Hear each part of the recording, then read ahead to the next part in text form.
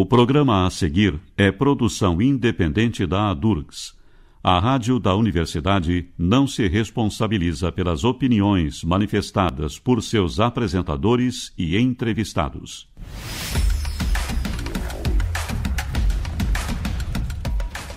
Olá, comunidade acadêmica e científica do Rio Grande do Sul. O programa ADURGS no ar está chegando para te trazer as principais notícias do movimento docente. Tudo o que foi destaque na ADURGS sindical nesta semana, você ouve a partir de agora. Fique ligado!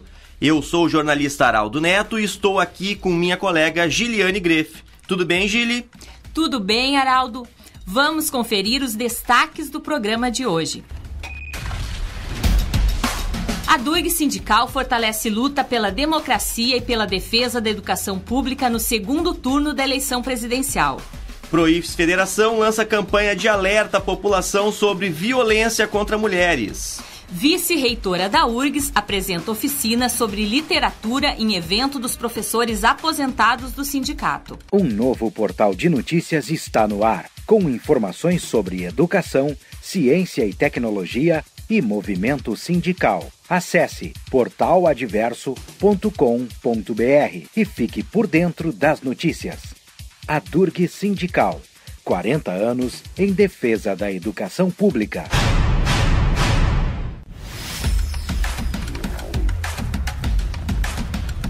A literatura foi o tema do evento realizado no final de setembro pelo Núcleo de Multiatividades dos Professores Aposentados da ADURGS. A escritora e vice-reitora da URGS, Jane Tutiquian, apresentou a oficina Contando Contos. O objetivo foi mostrar que cada pessoa é capaz de escrever. Confira a entrevista da repórter Daiane Cerezer.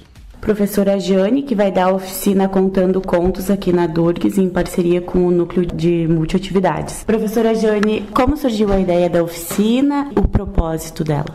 Bom, em primeiro lugar, eu quero agradecer ao professor Paulo Kreff pela oportunidade de estar aqui junto ao Núcleo de Multiatividades de Aposentados da ADURGS, que para mim é uma alegria muito grande. E uma alegria muito grande por estar com os aposentados aqui na ADURGS, mas também porque o conto e a literatura são a minha paixão. Na verdade, eu ministrei, junto com o professor Pedro Gonzaga, uma oficina de literatura durante 10 anos. Nós, inclusive, fizemos um livro que se chama Escreva, que reuniu toda a nossa experiência e que é um guia de escrita criativa. Então, eu trago essa experiência e essa história para essa oficina, que é uma mini oficina, na verdade, começa às 2h30 e termina às 17 horas. A grande ideia da oficina não é absolutamente criar um escritor, é mostrar que sim, que existe técnica para a gente escrever, como a pessoa que quer tocar piano, ela precisa ter um conhecimento de música, né? Então a ideia da oficina é exatamente essa. Existem técnicas para a gente escrever, mas sobretudo para mostrar que cada pessoa é capaz de escrever e que a escrita é ponte. Quer dizer, as palavras aproximam mesmo quando elas dizem o contrário do que elas querem dizer. A literatura é um modo, o texto que se cria é um modo talvez mais autêntico que a gente possa ter de estar junto com os nossos semelhantes. Então a ideia é essa, é mostrar para as pessoas que elas podem escrever, não é preciso que tenha nascido com talento absolutamente, e que escrever é realmente muito, muito bom. Tem alguns outros lugares que tu dá essa mesma oficina ou outro tipo de oficina? Não, atualmente eu sou vice-reitora da universidade e aí não sobra tempo para essas outras atividades, mas a oficina me encanta, sim, me encanta sobremaneira, porque como são oficinas semestrais, tu acompanha a pessoa que está recém iniciando, né? E tu vê o crescimento da pessoa até o final do semestre. Por outro lado, reúne pessoas muito diferentes. Vem engenheiro, vem psicólogo, vem aluno, vem adolescente, vem pessoas mais maduras, né? E cada um traz a sua sensibilidade e a sua experiência de vida. Então, do ponto de vista humano, oferecer uma oficina é extremamente enriquecedora. E a oficina propicia uma coisa que hoje eu acho que é bem interessante. A gente sempre pensa ainda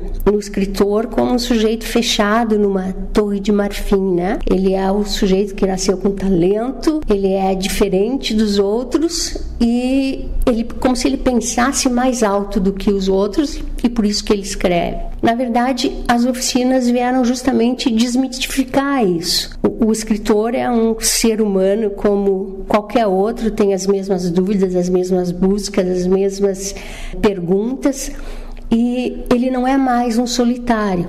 E eu acho que isso é bom na oficina, porque aquilo que a pessoa que está fazendo a oficina escreve, ele lê para os colegas que estão lá, que dizem o que acharam, e ao mesmo tempo os colegas leem também, né? Então a gente começa a compartilhar os textos que a gente escreve. Isso é muito, muito bom, é uma experiência muito, muito rica. E tem algum tema que a senhora sugere para eles, ou cada um escreve sobre o que quiser?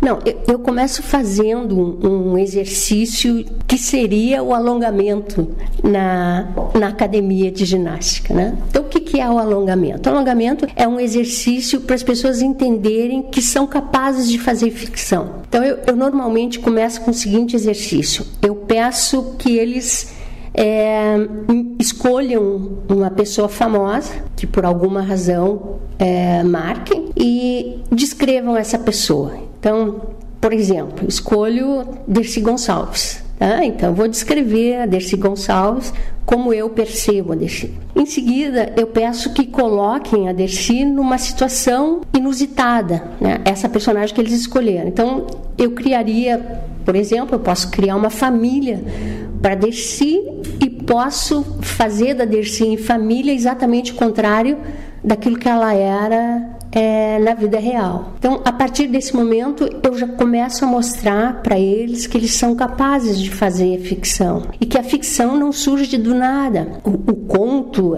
o romance, eles surgem da observação, eles surgem da memória e eles surgem da experiência da gente. Então, assim, não é nada demais. Todos têm poder de observação, todos têm a sua experiência de vida e todos têm memória, né? Então, são essas três fontes que se juntam para a criação de um texto literário. É muito bonito isso. Se tu parares para pensar, é muito bonito. Eu percebo, quando eu sento para escrever, eu percebo o seguinte, que coisas que eu vi, que eu vivi, ou que eu, assim, observei muito, muito distantemente, num determinado momento vem para o papel, mas naquele momento em que eu observei, eu nem sabia que eu colocaria no papel. Isso é muito bonito. É como se a experiência fica guardada dentro da gente, e quando a gente senta diante do papel, eu falo papel porque eu escrevo numa cadernetinha. Eu sou pós-moderna. Não, eu sou pós-moderna. Eu escrevo numa cadernetinha com lápis e borracha. Porque aí eu posso escrever em qualquer lugar, né? Não tem problema de energia, de bateria, de coisa nenhuma. Mas quando senta na frente de um computador com a tela em branco, não precisa ter medo de começar a escrever, porque isso está guardado dentro de ti, de alguma maneira, virá para o papel.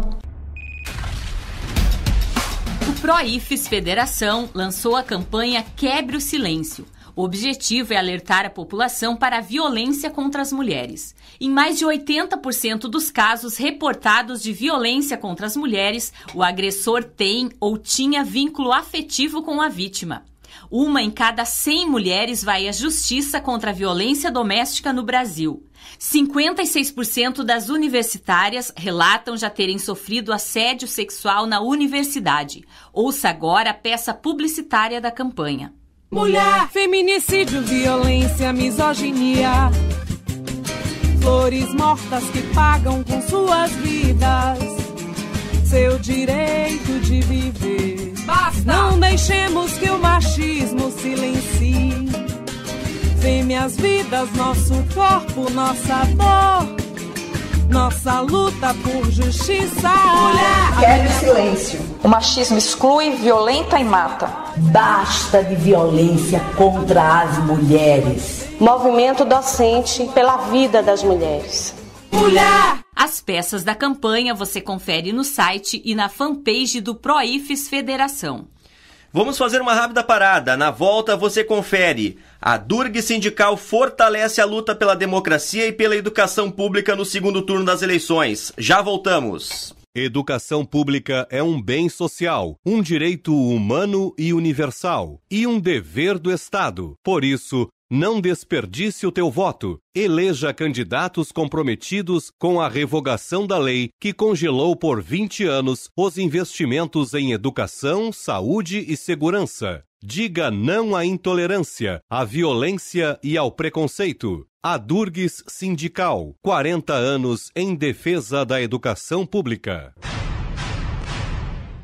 Além de contar com a proteção de um sindicato que defende os interesses dos professores das instituições federais de ensino superior, o associado da Durg Sindical conta com descontos exclusivos em 37 estabelecimentos.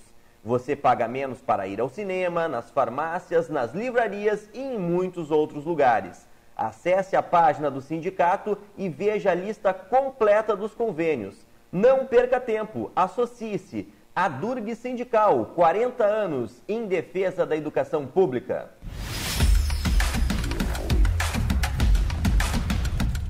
Voltamos com o programa Durgs no ar. Olha só, Araldo. A Durg Sindical realizou visita à reitoria do Instituto Federal do Rio Grande do Sul na última semana em Bento Gonçalves. Um dos assuntos debatidos foi a reivindicação sobre o direito do adicional por insalubridade devido ao tempo de exposição nos laboratórios de Química e Física. O controle do ponto dos professores de carreira do ensino básico, técnico e tecnológico, instituído por uma instrução normativa do governo federal, também foi destacado. A direção do sindicato propôs a criação de grupos de trabalho para discutir os assuntos e buscar uma solução em conjunto com a reitoria do IFRS. O reitor, Júlio Chandro Reck, fez uma avaliação positiva da visita. A gente fica muito feliz de receber os sindicatos, todos eles são sempre muito bem-vindos e nós temos tentado e conseguido, na minha opinião, criar um canal de comunicação muito ágil, muito célere com os sindicatos. Então, isso vale para a Durgs, vale para todos os demais sindicatos que tenham base no Instituto Federal do Rio Grande do Sul. Sempre que demandados, a gente prontamente procura marcar agenda e atendê-los de uma forma bem tranquila e sem nenhuma pressão de tempo, nem nada. A gente conversa o quanto for necessário e isso nos 4 meses da minha gestão a gente tem feito com muita frequência. Já recebemos quase todos, a gente tem 4 sindicatos com base, 3 já foram recebidos aqui. Então é muito bom poder conversar, poder ouvir as pautas das categorias, tanto dos professores quanto dos técnicos, poder sanar as dúvidas que eventualmente existam, poder tratar de temas que são importantes, que enfim, incomodam, né, e que são afetos às carreiras dos professores e dos técnicos. E também permite que a gente consiga sempre não deixar dúvidas, não deixar que as informações cheguem de forma torta aos nossos colegas. Então, por isso, eu valorizo muito esses momentos e eu acho que hoje, aqui com a Durgs, a gente teve uma oportunidade de tratar vários temas de forma bem transparente, bem aberta e a minha avaliação é a melhor possível. Júlio Reck também falou sobre as eleições deste ano e o que ela representa para o futuro da instituição. Segundo ele, o novo presidente precisa ter o compromisso de revogar a Emenda Constitucional 95, que é a única maneira de valorizar a educação pública gratuita e de qualidade. A gente tem experimentado, infelizmente, nos últimos 2, 3 anos, uma restrição orçamentária bastante severa, eu diria. A gente padece hoje de vários problemas, a gente sofre de questões que são por falta de recursos que a gente não consegue resolver. O cenário para 2018 não foi bom e o que se anuncia para 2019, independente, agora ainda não entrando na questão da eleição, não é bom porque a gente já sabe o nosso orçamento do ano que vem e ele não é suficiente. Isso é importante que a comunidade saiba, ele não é suficiente para as nossas atividades. É óbvio que a gente faz os movimentos, a gente corta onde é possível, a gente busca estratégias para mitigar os impactos disso, mas obviamente que teremos impacto, sim. Por outro lado, o momento é oportuno, né? A gente está discutindo o futuro do país, pelo menos um futuro de 4 anos, né? Então a gente faz votos para que possamos ter um governo, a partir de 2019, que olhe com outros olhos para os institutos federais e mais, eu diria, para a educação pública brasileira. E aí inclui as universidades, inclui todas as espécies de ensino que a gente oferece. A gente tem essa esperança, né? E eu diria que hoje é uma esperança, de fato, apenas. A palavra é essa. A gente não tem certeza de nada. O cenário é bastante incerto, eu diria. Mas a gente sabe que tem candidaturas, e a gente tem mais de 10, que tem mais ou menos afinidade com a questão da educação, ou pelo menos que são mais literais nesse momento em dizer que sim, eu vou valorizar e de tal forma, e outros que talvez não tenham movimentos tão efetivos. Os nossos votos, dentro do que há nos limites da legislação eleitoral, é de que a gente tem um presidente que tem um olhar muito carinhoso para a educação pública. Eu reforço sempre isso, né? Num segundo momento, sim, obviamente, para os institutos federais, mas para a educação pública de uma forma geral. Que a gente tem um governo que, em primeiro lugar, termine o que se propõe a terminar com a Emenda Constitucional 95, porque é impossível a gente falar em cenário de educação sem que ela caia, sem que ela seja derrubada. Então, precisamos de um governo que se comprometa com a derrubada da Emenda Constitucional 95 para que a gente possa pensar em melhorar o nosso cenário para os próximos anos. Sem isso, eu acho impossível. Então, a gente faz votos que temos candidaturas progressistas, que tenham esse entendimento, que valorizem a educação, que tenham um olhar para os institutos federais, que conheçam os institutos federais, que saibam de que lugar estamos falando, né, e qual é o nosso papel, que a gente acabou de falar, no cenário educacional brasileiro.